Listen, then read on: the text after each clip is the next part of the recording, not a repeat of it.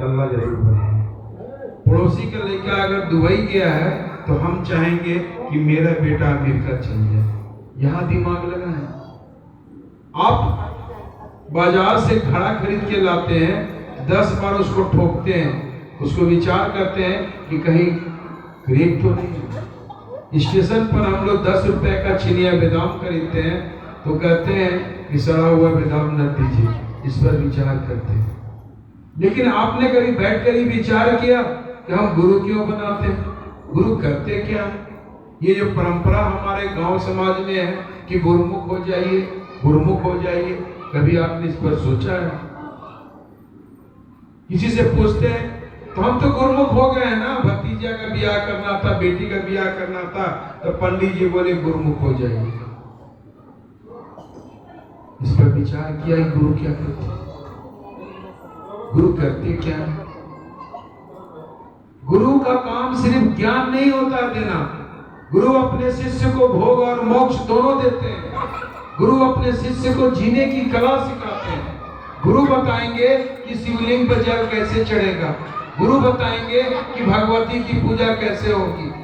गुरु अपने शिष्य को जीने का उद्देश्य बताते हैं। गुरु का ये धर्म। हम लोग कहते हैं ना कि जी भैया हम तो गुरुमुख हो गए बने, हमारा गुरु मंत्र दे देले बना, गुरु का नाम नहीं के बतावे कि बेटी मंजू जी आप तो संत बेटी है। लेकिन उससे पूछिए गुरुमुख का मतलब क्या होता है? मैं अपनी हकीकत बात बता रहा हूँ।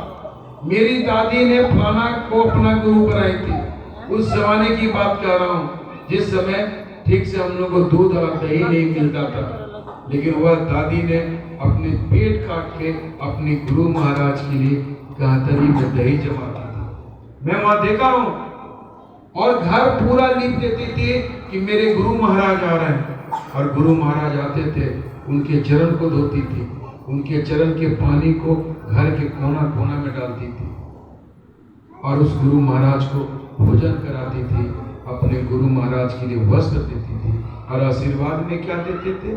फलों और फूलों से ज्यादा कुछ नहीं दिया, और पूरी जीवन उसके कष्ट में बीते।